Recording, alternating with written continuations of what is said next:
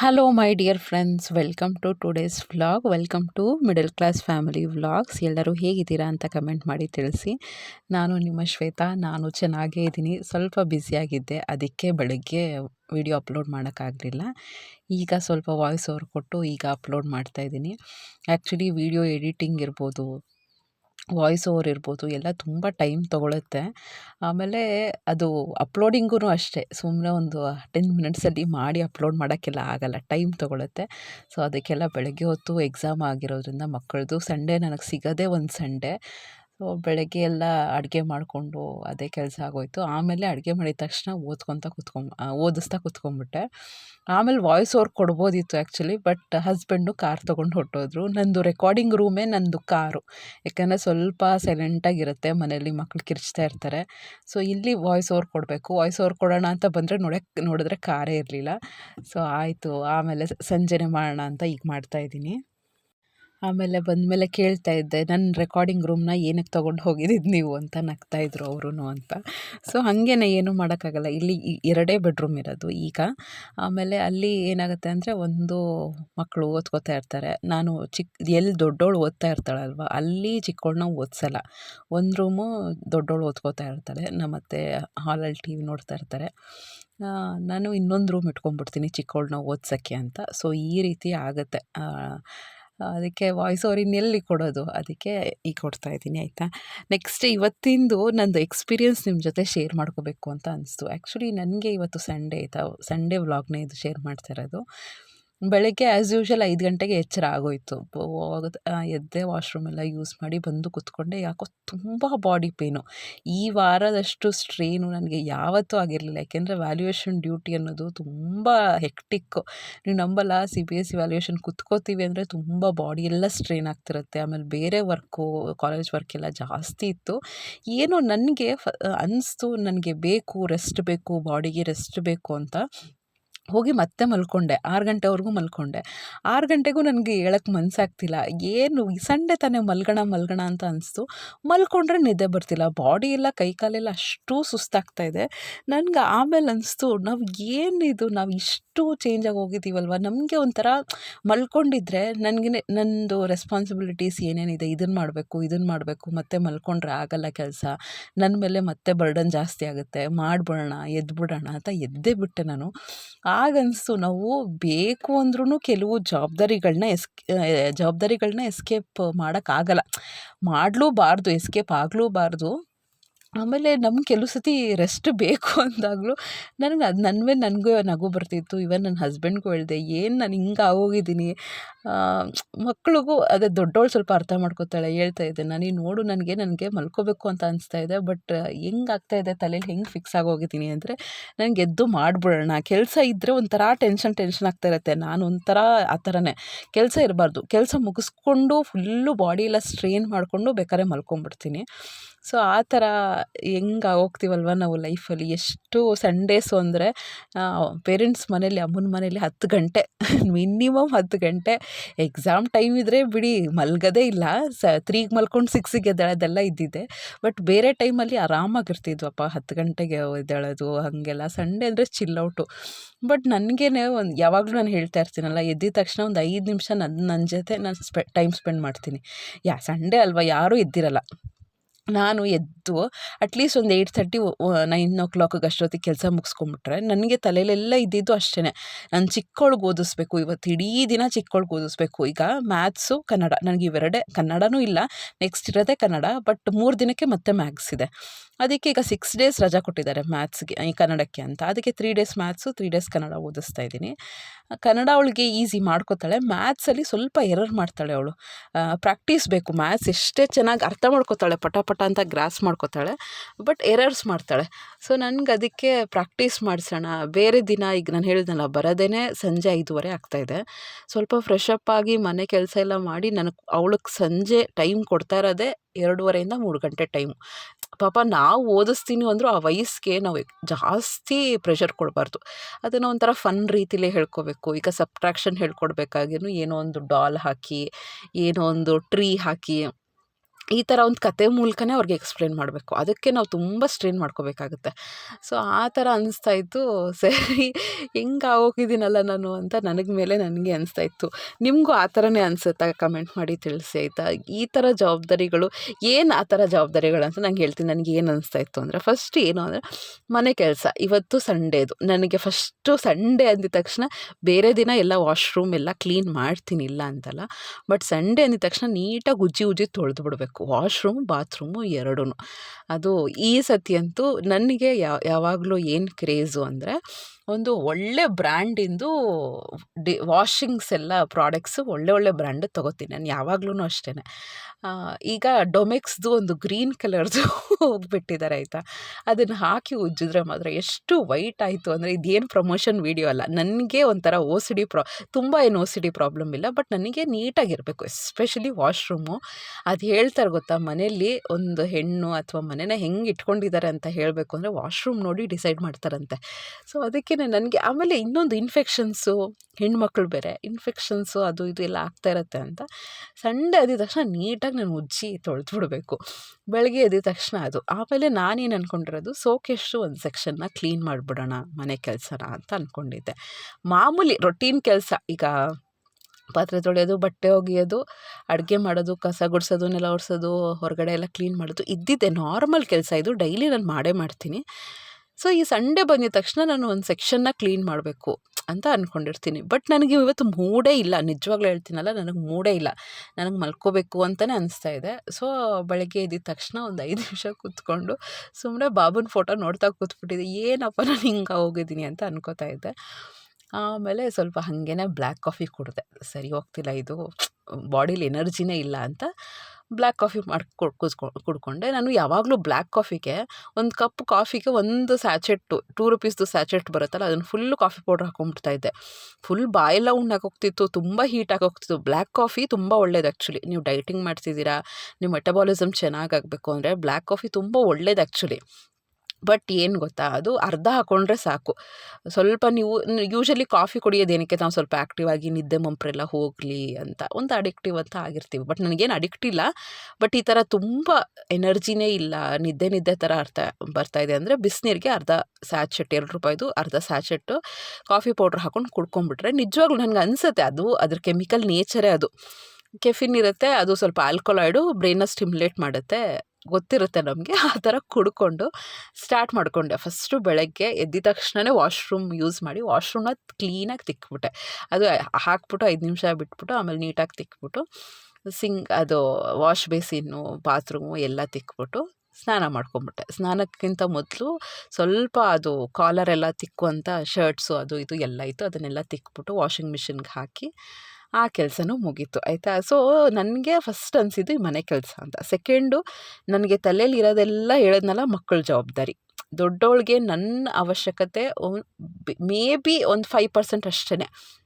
ಯಾಕೆಂದರೆ ಅವಳಿಗೊಂದು 5th ಸ್ಟ್ಯಾಂಡರ್ಡ್ವರೆಗೂ ಕರೆಕ್ಟಾಗಿ ಕೂರಿಸ್ಕೊಂಡು ನಾನು ಬೇಸಿಕ್ಸ್ ಹೇಳ್ಕೊಟ್ಬಿಟ್ಟಿದ್ದೀನಿ. ಹೇಗೆ ಏನಪ್ಪ ಓದೋದು, ಹೆಂಗೆ ನೋಟ್ಸ್ ಮಾಡ್ಕೊಳ್ಳೋದು, ಹೆಂಗೆ ನೆನ್ಪಿಟ್ಕೊಳ್ಬೇಕು. ಅವಳು ತೀರಾ ಬೆಸ್ಟ್ ಅಂತ ಹೇಳಲ್ಲ, ಏನೋ 100/100 ತೆಗಿತಾಳೆ ಆ ಥರ ಏನಿಲ್ಲ. ಬಟ್ 90sಲ್ಲಿದ್ದಾಳೆ, ಚೆನ್ನಾಗಿ ಓದ್ತಾಳೆ. ಅವಳಿಗೇನು ಅಂದರೆ ಅವಳಿಗೆ ಅರ್ಜಿದೆ, ನಾನು ಕಲಿಬೇಕು, ನಾನು ಒಳ್ಳೆ ಮಾರ್ಕ್ಸ್ ತೆಗಿಬೇಕು. ಅವಳಿಗೆ ಜವಾಬ್ದಾರಿ ಬಂದುಬಿಟ್ರೆ ಪೇರೆಂಟ್ಸಿಗೆ ಜವಾಬ್ದಾರಿ ಕಡಿಮೆ.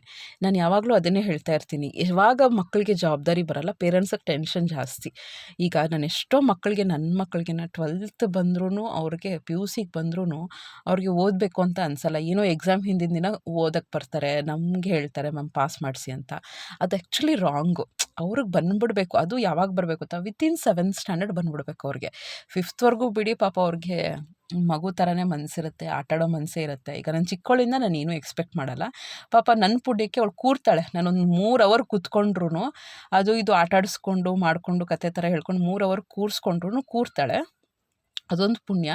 ಬಟ್ ನೋಡ್ತೀನಿ ಹಿಂಗೆ ಡೆವಲಪ್ ಮಾಡಿದ್ರೆ, ಅಂದರೆ ನಾನು ಎಲ್ಲರಿಂದನೂ ಎಲ್ಲ ಸ್ಟೂಡೆಂಟ್ಸಿಂದನೂ ಸೇಮ್ ಎಕ್ಸ್ಪೆಕ್ಟ್ ಮಾಡಲ್ಲ. ಪಾಪ ಒಬ್ಬೊಬ್ಬರದ್ದು ಕಾನ್ಸಂಟ್ರೇಷನ್ ಒಂದೊಂದು ಥರ ಇರುತ್ತೆ, IQ ಒಂದೊಂದು ಥರ ಇರುತ್ತೆ. ಬಟ್ ಏನು ಗೊತ್ತಾ, ಎಲ್ಲರಲ್ಲೂ ಒಂದು ಮನಸ್ಸು ಅಂತ ಇರುತ್ತೆ. ಆ ಮನಸ್ಸು ಮಾಡಬೇಕು, ಅವರು ಟ್ರೈ ಅಟ್ಲೀಸ್ಟ್ ಮಾಡಬೇಕು, ಆ ಅರ್ಜಿರಬೇಕು, ನಾನು ಕಲಿಬೇಕು, ನಾನು ಮಾಡಬೇಕು ಅಂತ. ಅದಿದ್ದರೆ ಹೆಂಗನ ಕಲಿಸ್ಬೋದು. ಎಷ್ಟೊಂದು ಸ್ಟೂಡೆಂಟ್ಸ್ಗೆ ಆ ಭಯನೂ ಇರಲ್ಲ, ಅದು ಇಂಟ್ರೆಸ್ಟು ಇರಲ್ಲ. ಈಗ ನೋಡಿ ನಾನೊಂದು ಟಾಪಿಕ್ ಹೇಳಿದ ತಕ್ಷಣ ಕೆಲವರು ಬೇಗ ಅರ್ಥ ಮಾಡ್ಕೋತಾರೆ, ಕೆಲವರು ಲೇಟಾಗಿ ಅರ್ಥ ಮಾಡ್ಕೋತಾರೆ. ಬಟ್ ಎಲ್ರಿಗೂ ಅದು ಕಲಿಬೇಕು ಅನ್ನೋ ಮನಸ್ಸಿದ್ರೆ ಹೆಂಗೂ ಅರ್ಥ ಮಾಡಿಸ್ಬೋದು. ಕೆಲವ್ರಿಗೆ ಅದು ಮನಸ್ಸೇ ಇಲ್ಲ, ಏನಾನ ಹೇಳ್ಕೊಳ್ಳಿ ಮೇಡಮು ಅನ್ನಂಗೆ ಇರ್ತಾರೆ. ಸೊ ಯಾವಾಗ ಎಕ್ಸಾಮ್ ಟೈಮಲ್ಲಿ ಅವ್ರಿಗೆ ಭಯ ಬರುತ್ತೆ. ನಿಜ ಹೇಳ್ತಾ ಇದ್ದೀನಿ, ಆ್ಯಸ್ ಎ ಟೀಚಿಂಗ್ ಪ್ರೊಫೆಷನ್ ಆ ಥರ ಹೇಳ್ತಾ ಇದ್ದೀನಿ. ಸೊ ಅದಕ್ಕೇ ಆ ಥರ ಮಾಡೋಕ್ಕೆ ಹೋಗಬಾರ್ದು. ನನ್ನ ದೊಡ್ಡ ಮಗಳಿಗೆ ಆ ಥರ ಚಿಂತೆ ಇಲ್ಲ ನನಗೆ. ಅವಳಿಗೆ ತುಂಬಾ ಅರ್ಜಿದೆ. ಏನಾದ್ರು 1-2 ಮಾರ್ಕ್ಸ್ ಹೋದ್ರೂ ಅವಳು ಯೋಚನೆ ಮಾಡ್ತಾಳೆ, ಅವಳು ನಾನೇ ಹೇಳಬೇಕು ತಲೆ ಕೆಡಿಸ್ಕೊಬೇಡ ಸುಮ್ಮನಿರು ಅಂತ. ಸೊ ಅದಕ್ಕೆ ಟೆನ್ಷನ್ ತಲೆಲ್ಲ ಅದೊಂದು ಮಕ್ಕಳ ಜವಾಬ್ದಾರಿ. ನೋಡಿ ನಿಮಗೂ ಅದೇ ಅನಿಸುತ್ತೆ, ಈ ಜವಾಬ್ದಾರಿಗಳಿಂದ ಡೆಫಿನೆಟ್ಲಿ ನಾವು ಎಸ್ಕೇಪ್ ಆಗೋಲ್ಲ. ಒಂದು ಮನೆ ಕೆಲಸ, ಇನ್ನೊಂದು ಮಕ್ಕಳ ಜವಾಬ್ದಾರಿ, ಆಯಿತಾ. ನೆಕ್ಸ್ಟು ಅಡುಗೆ ಕೆಲಸ. ನನಗೆ ತುಂಬ ತಲೆ ಕೆಡೋದು ಅಂದರೆ ಅಡುಗೆ ಆಗಿಲ್ಲ ನನಗೆ. ಡೈಲಿ ವಿತಿನ್ 8 o'clock ಅಡುಗೆ, ತಿಂಡಿ, ಕಿಚನ್ ಕ್ಲೀನಿಂಗು ಎಲ್ಲ ಮಾಡಿ ಅಭ್ಯಾಸ ಅಲ್ವಾ. ಸಂಡೇ ಬಂದರೂ ನಾನು ಅದೇ ಫಾಲೋ ಮಾಡ್ತೀನಿ. ಯಾಕೆಂದರೆ ನಾನು ಇಡೀ ದಿನ ಸ್ವಲ್ಪ ಬೇರೆ ಕೆಲಸ ಮಾಡ್ಕೋಬೋದು, ಇಲ್ಲಾಂದರೆ ನಾನು ಇಡೀ ದಿನ ರೆಸ್ಟ್ ತೊಗೋಬೋದು, ಮೂವಿ ನೋಡ್ಬೋದು, ಮಕ್ಳಿಗೆ ಓದಿಸ್ಬೋದು, ಬೇರೆ ಏನೋ ಒಂದು ಕ್ಲೀನ್ ಮಾಡ್ಕೋಬೋದು, ಇದ್ರ ತಲೆಯಲ್ಲಿರುತ್ತೆ. ಯಾವಾಗ ನಾನು ಅಡುಗೆ ಕೆಲಸನೇ ಇಡೀ ದಿನ ಮಾಡ್ತೀನಿ ಅಂದರೆ 3 ಹೊತ್ತು ನಾನು ಅಡುಗೆ ಮನೇಲೇ ಇರಬೇಕಾಗುತ್ತೆ.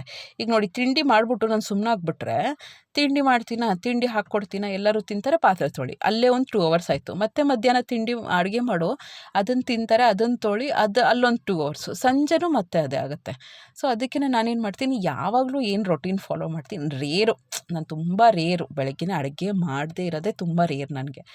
ಸೊ ಅದಕ್ಕೆ ಬೆಳಗ್ಗೆ ಮಾಡಿ ಮುಗಿಸ್ಬಿಟ್ರೆ ತಲೆಯಲ್ಲಿ ಅದೇ ಓಡ್ತಿತ್ತು. ಈಗ ನಾನು ಹೇಳೋದೇ 8 ಗಂಟೆಗೆ ಎದ್ದೇಳ್ಬಿಟ್ರೆ ಅಡುಗೆ ಮಾಡೋದು 11 ಗಂಟೆ ಆಗುತ್ತೆ. ನಾನು ಎಲ್ಲ ಕ್ಲೀನ್ ಮಾಡಿ ಅವ್ರು ಕೂರಿಸೋದೇ 1 ಗಂಟೆ ಆಗುತ್ತೆ. ಸೊ ಅದ್ರ ಬದಲಾಗಿ 8 o'clock ಎಲ್ಲ ಮುಗಿಸ್ಬಿಟ್ರೆ 9 ಗಂಟೆಯಿಂದನೇ ಇಟ್ಕೋಬೋದಲ್ಲ, ಒಂದು 4 hour ಎಕ್ಸ್ಟ್ರಾ ಸಿಗುತ್ತಲ್ಲ. ನನ್ನ ತಲೆಯಲ್ಲಿ ಇದೆಲ್ಲ ಓಡ್ತಾಯಿತ್ತು. ಸೊ ಹೆಂಗಪ್ಪ ಅಂತಾಯಿತು. ಆಮೇಲೆ ಇನ್ನೊಂದೇನು ಜವಾಬ್ದಾರಿಯಿಂದ ನಾವು ಎಸ್ಕೇಪ್ ಆಗೋಕ್ಕಾಗಲ್ಲ ಅಲ್ವಾ. ಯಾವಾಗಲೂ ಏನಾದರೂ ನಮಗೆ ಟೈಮ್ ಇಲ್ಲ ಅಂದರೆ ಏನೋ ಒಂದು ದಿಢೀರಂತ ಮಾಡಿಬಿಡ್ತೀವಿ. ನಾನು ಮಾಡ್ತೀನಿ, ಇಲ್ಲ ಅಂತಲ್ಲ. ಒಂದು 2 ತಿಂಗ್ಳಿಗೆ ಒಂದ್ಸತಿ ಏನು ಮಾಡಿಬಿಡ್ತೀನಿ, ನನ್ನ ಕೈಯಲ್ಲಿ ಆಗೋದೇ ಇಲ್ಲ ಅಂದರೆ ಮ್ಯಾಗಿ ಮಾಡಿ ಇಟ್ಬಿಡ್ತೀನಿ. Maggi, sandwich. ಬಟ್ ಇವೆಲ್ಲ ಹೆಲ್ದಿನ ಯೋಚನೆ ಮಾಡಿ. ಒನ್ಸ್ ಇನ್ ಅ ವೈಲ್ ಮಕ್ಕಳು ಕೇಳಿದ್ರು ನಾನು ಮಾಡ್ತೀನಿ, ಇಲ್ಲ ಅಂತಲ್ಲ. ಬಟ್ ಫ್ಯಾಮಿಲಿ ಹೆಲ್ತೂ ನಮ್ಮ ಜವಾಬ್ದಾರಿನೇ. ನಾನು ಏನು ಹೇಳ್ತಾ ಇದ್ದೀನಲ್ಲ, ಈ ಜವಾಬ್ದಾರಿಗಳನ್ನ ನಾವು ಎಸ್ಕೇಪ್ ಆಗಬಾರ್ದು, ಆಗೋಕ್ಕೂ ಆಗಲ್ಲ, ಆಯಿತಾ. ನಾವು ಬೇಕು ಅಂದ್ರೂ ನಮ್ಮ ಮನಸ್ಸು ಒಪ್ಕೊಳ್ಳಲ್ಲ, ಮಾಡಬೇಕು ಅಂತ ಅನಿಸ್ತಾ ಇರುತ್ತೆ. ಫ್ಯಾಮಿಲಿ ಹೆಲ್ತು ನಮ್ಮ ಮೇಲೆ ಡಿಪೆಂಡ್ ಆಗಿದೆ.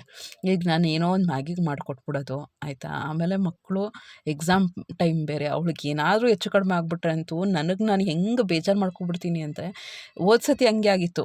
ಏನೋ ಯಾರ್ದೋ ಬರ್ಡೇ, ನಮ್ಮ ಹಸ್ಬೆಂಡ್ ಬರ್ಡೇನೋ ನಮ್ಮ ದೊಡ್ಡ ಮಗಳ ಬರ್ಡೇನೋ ಗೊತ್ತಿಲ್ಲ. ಎಕ್ಸಾಮ್ ಟೈಮಲ್ಲಿ ಕೇಕ್, ಪೇಸ್ಟ್ರೀಸು ತಂದುಬಿಟ್ಟಿದ್ದೀನಿ. ದೊಡ್ಡ ಮಗಳಿಗೆ ಹುಷಾರಿಲ್ಲ, ಫುಲ್ಲು ಪೇಸ್ಟ್ರೀಸ್ ತಿಂದ್ಬಿಟ್ಟು ಗಂಟ್ಲು ನೋವು, ಕೋಲ್ಡು, ಜ್ವರ. ಪಾಪ ಓದೋಕ್ಕೆ ಆಗಲಿಲ್ಲ. ಸ್ವಲ್ಪ ಹಿಂದೆ ಓದಿದ್ಲು, ಬಟ್ ಅವಳು ಏನು ಪರ್ಫಾರ್ಮ್ ಮಾಡಬೇಕಾಗಿತ್ತು ಅದಕ್ಕಿಂತ ಬೆಸ್ಟು ಕೊಡೋಕ್ಕಾಗಿಲ್ಲ ಅವಳಿಗೆ. ಅದ್ರ ಗಿಲ್ಟು ನನಗೆ ತುಂಬ ಕಾಡ್ತಿರುತ್ತೆ. ಅದಕ್ಕೆ ಎಕ್ಸಾಮ್ ಟೈಮಲ್ಲಿ ಎಸ್ಪೆಷಲಿ ನಮಗೆ ಕಷ್ಟ ಆದರೂ ಪರವಾಗಿಲ್ಲ, ನನಗೆ ಕಷ್ಟ ಆದರೂ ಪರವಾಗಿಲ್ಲ, ಎದ್ಬಿಟ್ಟು ಒಂದು ಒಳ್ಳೆ ರೀತಿಲಿ ಹೆಲ್ದಿ ಫುಡ್, ಮನೆ ಫುಡ್ಡು ಮೇಯ್ನಾಗಿ, ನೀವು ಏನಾನ ಮಾಡಿ ಮನೇಲಿ ಒಂದು ಒಳ್ಳೆ ಫುಡ್ ಮಾಡ್ಕೊಳ್ಳೋದು. ಮೈದಾ, ಆಮೇಲೆ ಸ್ವೀಟು ಇವೆಲ್ಲ ಕಡಿಮೆ ಮಾಡಿ. ಇವೆಲ್ಲ ಏನು ಮಾಡುತ್ತೆ, ಯಾವಾಗನ ನೋಡಿ ಈ ಜಾಸ್ತಿ ಅವಳು ಹೇಳ್ತಾಳೆ, ಅಮ್ಮ ದೋಸೆ ಮಾಡಬೇಡ, ದೋಸೆ ತಿಂದರೆ ತುಂಬ ನಿದ್ದೆ ಬರುತ್ತೆ. ನಾನು ಓದಬೇಕಾದ್ರೂ ನನಗೆ ಅದೇ ಪ್ರಾಬ್ಲಮ್ಮು. ಅಮ್ಮ ದೋಸೆ ಮಾಡಬೇಡ, ಉಪ್ಪಿಟ್ಟು ಮಾಡಬೇಡ, ರೈಸ್ ಐಟಮ್ ಮಾಡಬೇಡ, ಹಿಂಗೆ. ಅದು ಅವಳು ಹೇಳೋದು ಕರೆಕ್ಟೇ.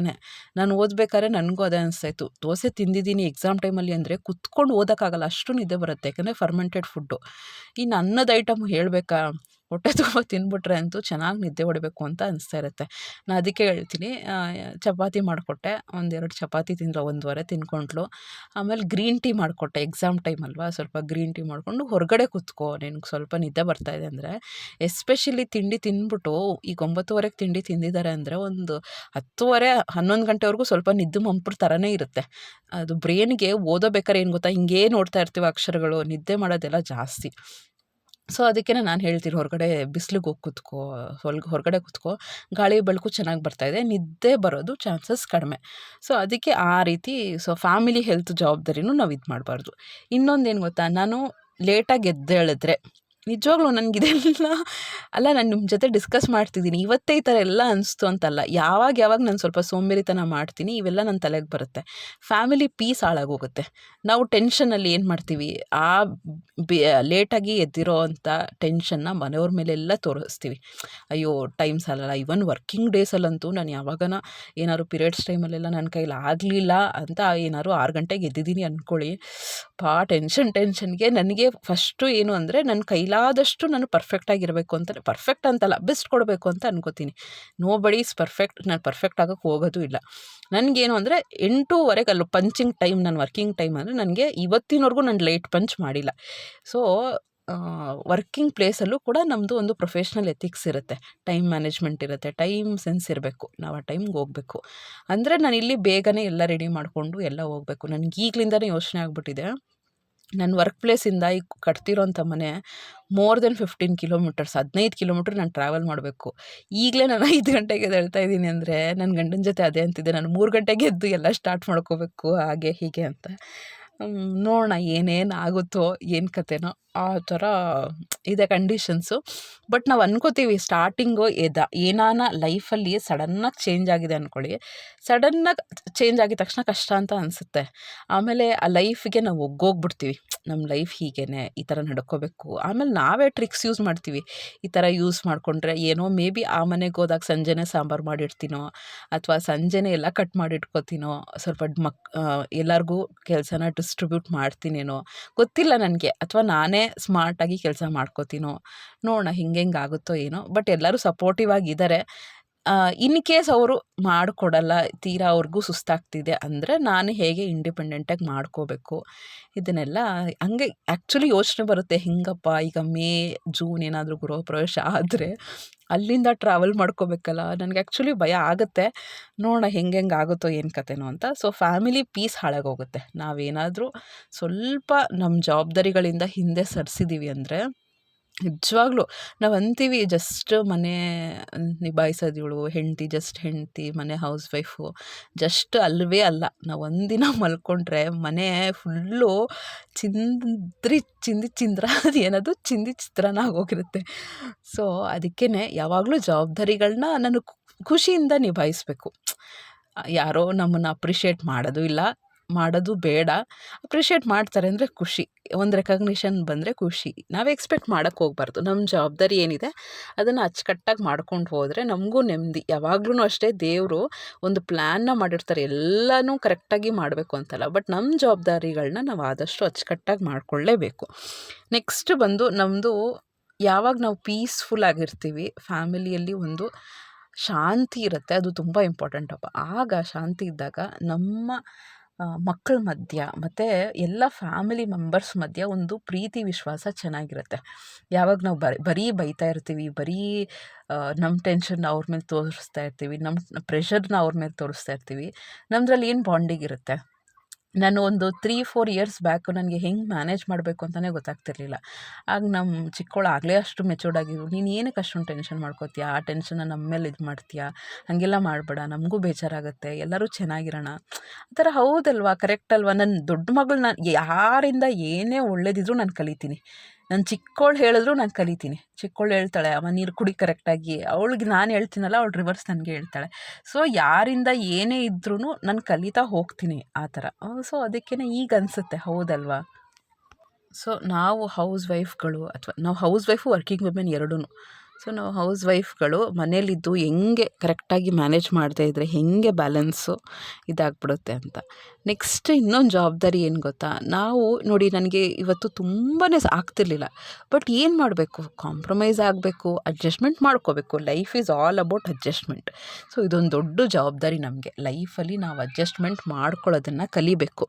ಅಡ್ಜಸ್ಟ್ಮೆಂಟ್, ಕಾಂಪ್ರಮೈಸ್ ಅಂದ್ರೇನು, ಅಡ್ಜಸ್ಟ್ಮೆಂಟ್ ಅಂದ್ರೇನು. ಈಗ ಎಕ್ಸಾಂಪಲ್ ಹೇಳ್ತೀನಿ ನೋಡಿ. ನನಗೆ ಈಗ ಏನೋ ಒಂದು ಸೀರೆ ಬೇಕು ಅಂತ ತಿಳ್ಕೊಳ್ಳಿ, ಒಂದು 5,000 ಸೀರೆ ಬೇಕು ಅಂತ ತಿಳ್ಕೊಳ್ಳಿ.